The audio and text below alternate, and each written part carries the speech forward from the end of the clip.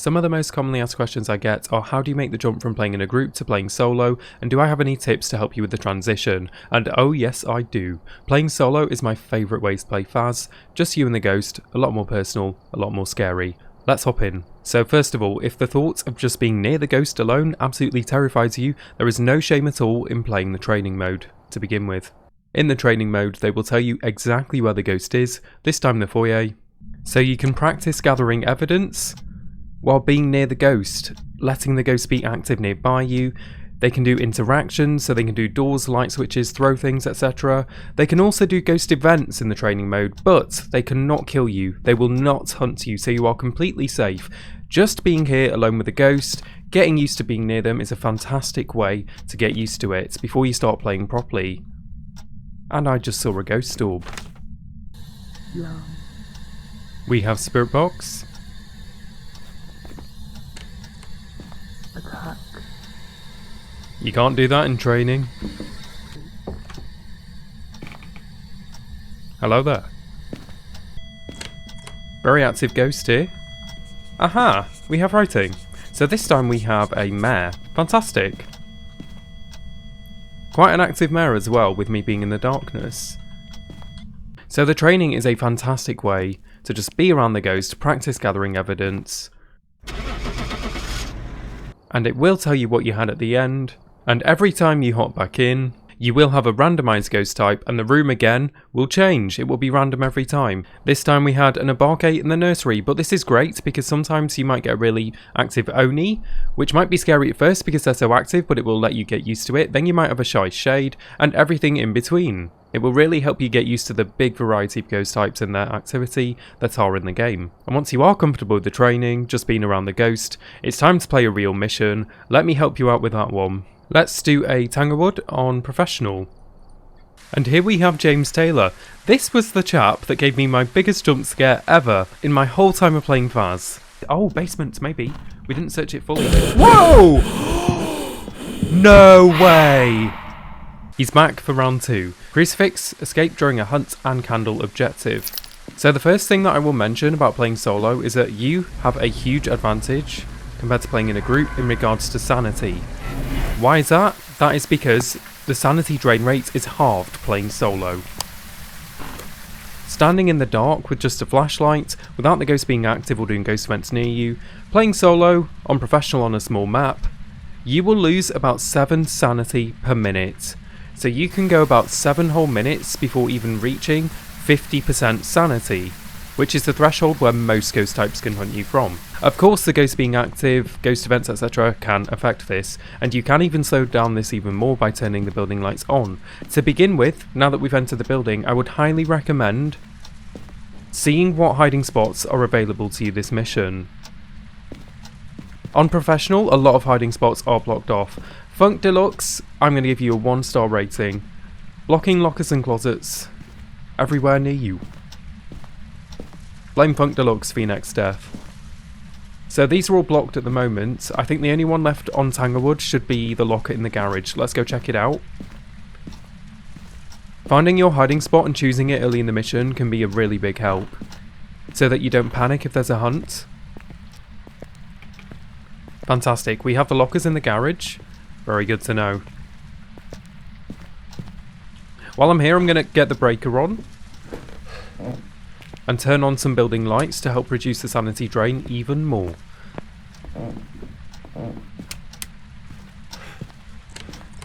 And I hear the ghost. Hello, hello. EMF 2. It was this door here. And one tip for playing solo, because you have less hands available, as of course compared to playing in a group, I would drop my flashlight so that I can bring 3 things in. So 1, 2, 3. Let's go quick. Let's see if we have any fingerprints. Doing more doors, so we should check for EMF 5. No fingerprints. I see my breath though, I think. 1 second. This ghost is pretty active, I have to say. Let me just confirm the freezing. It is freezing. Fantastic. Get the book in. Didn't appear to be fingerprints. Also, one amazing thing about playing solo. See all these pills? They're all for you. Every single pill is yours. Playing on professional, they restore 30 each, that's 120 sanity restored from all them. And with how slow the sanity drain is when playing solo, you have a lot more power and control over the ghosts than you might realise at first when you play solo. You basically get to pick and choose when you get hunted, which is absolutely fantastic. A huge benefit of playing solo as opposed to playing in a group. Touching on this subject, you also have 4 smudge sticks all for yourself. And smudge sticks are one of my favourite items in the game. They can make them more active, they can prevent hunts, and they can save your arse during hunts by repelling the ghost. And you have 4 of them. Essentially 4 second chances at life. If you're going to die during a hunt, and you can light a smudge stick 4 times. Just make sure to keep them in the building nearby for when the hunt begins. Let's do a quick scan for some more evidence in the foyer. Sanity is looking amazing as we're playing solo. I think that was a ghost orb. I think I saw a ghost orb, yes. Fantastic. So Rev, Yurei, Hontu, Onryo. So the only early hunter here that we need to be worried about is the Onryo, who can hunt from 60% sanity naturally. Having candles lit nearby can prevent this. But if he blows out a candle, it can trigger an insta-hunt. So having multiple candles nearby can mitigate this completely. But our sanity was in the 80s, so I am not concerned at the moment. Bless you, Ghost. Maybe not in the 80s anymore, let's have a look. Kind of glad we got a ghost event for this. There you go, 73%. So sanity has been drained, but of course we have 4 pills. And I don't even need to take one yet. So as you can see, we're making great progress in the mission. My sanity is amazing. We have all the pills available, all the crucifixes available, all the smudge sticks available. We have so many tools at our disposal, and we're actually nearly done with the main objective, which is identifying the ghost. Let's get the crucifixes in for later. 1 and 2. Fantastic. So what are we looking for? Spirit box is Onryo. Writing for Rev. Fingerprints for Hantu, but I didn't see fingerprints. And finally, dots would be Yurei. Could be a Yurei, 100%. Because we've not done some dot watching yet. I might go set up a tripod. Then we can look at some dots. So the main drawback really for playing solo is the lack of hands and inventory space, having to do everything by yourself, moving the equipment in. Hello, Ghost. Shame I don't have a camera, it would be a lovely photo. Stay there, will ya? I'll be back in a minute. I can still hear his heartbeat, are you joking? That is crazy. All the way out here. Imagine just taking a stroll down the road and hearing that. Let's see if we get some dots. There's the dots. Fantastic. We have a Yurei, as predicted. So we're now done with the main objective. We could pill up, but I do need to do some hunt objectives. Escape during a hunt and the crucifix objective. So I'm going to keep sanity low. But as you can see, just look how much power I have in my hands right now. Not even taking a pill. And we've done so much. Let's go for the candle first of all. And then we'll get some smudge sticks in for some protection. And we'll drop the flashlight so we can bring a bit more. But yes, as I was saying, the main drawback playing solo is probably inventory space. Having to bring in everything by yourself. Wow, that was a good throw, mister. But I think this is mitigated by the slow sanity drain, personally. You really do feel the difference playing in a group and then hopping into solo. You feel so much more stronger in regards to sanity and survivability. Right, we will get some smudge sticks to prepare for a hunt as well, so we can repel him during the hunt, which will pretty much guarantee our survival, allowing us to get to the locker in the garage. Smudge sticks, one of my favourite items in the game, by far. So useful. We'll get loads in. One thing you could do as well, just in case the ghost wanders and you're not sure where they're going to hunt from, you could scatter them around the building so that you can just pick some up in a pinch, wherever the ghost decides to hunt from. Definitely not a bad strategy. I will do that now myself. Looks like he's done my candle. Fantastic. Cheers, mister. Should probably get a camera in case he does another ghost event. Do not want to miss that photo opportunity again. Yes, but of course, one thing that I've not been doing that you could do is turn on lights. Slows down your sanity drain even more. If you really want to do it to the maximum, what you can do is light a candle and hold it. Your sanity will pretty much not drain with a lit candle. They're very strong. Again, another tool to stop you getting hunted. I personally don't like to do that, because it feels a little cheesy, and also I do need my sanity to drain this mission because I do need to do some hunt objectives. Let me go put a smudge over here. On the plate, eh? Dinner is ready. And we're nearly done. Get another lighter, we'll get a light, and we could go find the cursed object in the bone in the meantime, just for a bit more money.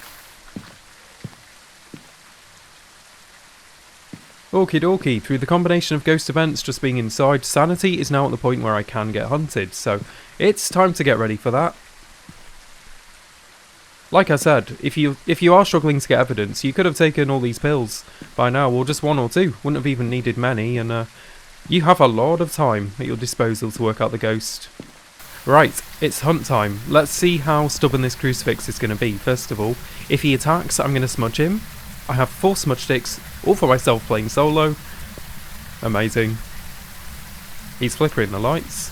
Let's do this. So a smudge stick will allow me to repel him. Guaranteeing my safety, I will be able to sprint to the locker in the garage and hide in there. So he can eat the crucifix now. Let's see if he does it. My sanity is low enough. Your hunt from 50. The vast majority of ghosts hunt from 50% sanity. As you are narrowing down the ghost type as well, like earlier when I just had ghost orbs and freezing, something to do as well that is good is to just see which can early hunt you and just have it at the back of your mind. Try and rule them out first if it makes you feel safer. Thankfully though, we had a Yurei this time, so no early hunts. That's why it's so important to find your available hiding spots at the start of the mission, because you never know if you've got an early hunter, if you've got a nasty demon, who is now the worst for that. Might even be a good idea to find 2 hiding spots in different areas, because if you walk in and get insta-hunted from a demon, which they can do, very rare chance, but they now can do, you don't know where they're going to necessarily hunt from at first, so having multiple hiding spots available is good, depending on what side of the building you get trapped on. Just watching them crucifixes, seeing if they're going to get eaten, or see if he's going to evade them. Has he done the breaker? Yeah, he's trying to scare me now. Emphasis on trying. And there's a hunt. Okay, smudge stick, do your thing. We'll let him come over. We will smudge him, and we'll be able to run past him.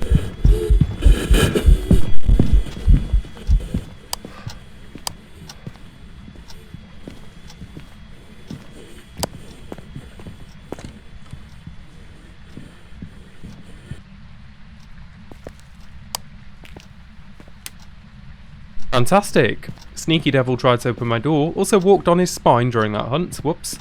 Okay, he actually spawned over here, that's interesting. Let me try moving them up a little bit. But we have 3 more smudge sticks, so we can do this 3 more times. If the crucifix is being stubborn and not working. Got all the crucifixes, all for myself, which is amazing. He spawned in the living room. Let me just see if it's freezing here, see if he's jumped room. It is a possibility, playing pro. Yeah, he's moved. Okay, better move the crucifixes. One there. We'll move another one up. Oh, and he spawned right by the crucifix again. Not a problem, we have a smudge if we need it.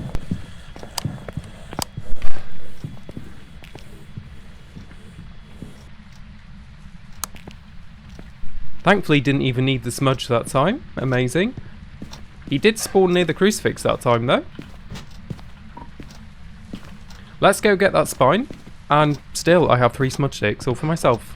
And 4 pills. Should I not even want these hunts, I could easily prevent these hunts with the use of the pills. Wow, these are just not working at all.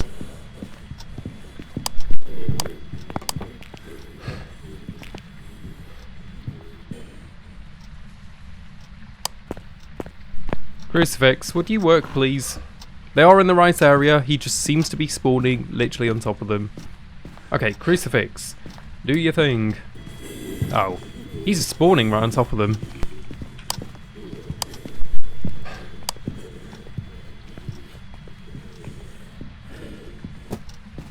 I think he's actually back in the hallway. Let me just move them up. Let's try this. They do work through walls as well, so they cover like all this area. They should get him. He truly is a master at evading the crucifix, this dude. Hello, Bella. How you doing? Tell him off, Bella. Tell him to eat that crucifix. Missed out on that photo. Gutted. To be fair, I'd rather hold a smudge stick right now. Hey, he's eating the crucifix. Fantastic. That took a long time, but we actually got there, finally. Okay, all the objectives done. 3 pills will take us to 90. And we still have another pill on top of this. So we can let our sanity drain 40% before we even need to think about being hunted. And we have another pill again, so once we hit that point, if it is 50%, we can pill back up to 80% sanity. We have so much more time available to us, and that is just the power of playing solo. You control when the ghost hunts. You have so many things for yourself. Let's go find the cursed object, see if we can get any more photos, and we will round this up. On our own terms, Ghost. We control the sanity, not you. Which is kind of ironic, because the Urate is supposed to be the master of insanity, but we truly have the power this mission, not you, Ghost. I'm hoping I'll be able to get that ghost photo, because he's been really active. Fingers crossed. And we have the music box this time in the nursery, there we go. And he's active again. See if we can get his photo quickly. Oh, amazing. Enjoy your song, mister. I think he enjoyed that. Let's get out of here. Bone, music box, ghost photo, all the objectives done. We have a Urate, so sanity is now 70 due to seeing that ghost event and using the music box, but I still have another pill. And now my sanity's full. Still got a lot of time to go and do things if I needed to, but we are done this mission. And we have a Urate. All the objectives, 25 for photos, got the bone, 23 minutes, 5 ghost events, 4 hunts, and 57 interactions. Quite an active chap. So there you go, I hope this has helped you to make the jump to play solo. If you're really scared of being near the ghost, I do recommend training as mentioned earlier. Just go and get used to being near the ghost, practice gathering evidence, get a feel for different ghost types and their activity, etc. Once you are confident with that, I would recommend a small map like Tanglewood. Remember what I said about sanity, you really are in control playing solo, you have so many tools at your disposal. 4 smudge sticks all for yourself, 4 pills all for yourself, 2 crucifixes. At the start of the mission, go and find your open hiding spots, just have some escape routes in mind should you get a surprise early hunt. As you're gathering evidence, keep an eye out for any early hunters that could be a possibility. And just manage your sanity well. The halved sanity drain playing solo is just so strong, you have a massive advantage, and I'm hoping it can help you ease into the solos. As touched on earlier, I do love solos, like I said. Just you and the ghost, I find it much more of a horror experience. And it just feels that much more scary and immersive. And once you've nailed the small maps, you'll start moving up the maps in no time at all. The bigger maps, exactly the same. If anything, I find it easier to hide on the bigger maps. I often find you don't need to hide, you can just run and turn corners due to the bigger maps having a lot of corridors. And you will be doing the exact same thing. The main difficulty with the bigger maps is the walking, because you by yourself, you just have to move all the equipment by yourself. So it can take a long time to do, but you will be doing the exact same things throughout the mission, with just a bit more walking in between. And here's some even more good news for you, your sanity drain on the bigger maps is even slower. You'll be playing Solo Asylum in no time at all. I hope you found this helpful, thank you for watching, and I'll catch you in the next one.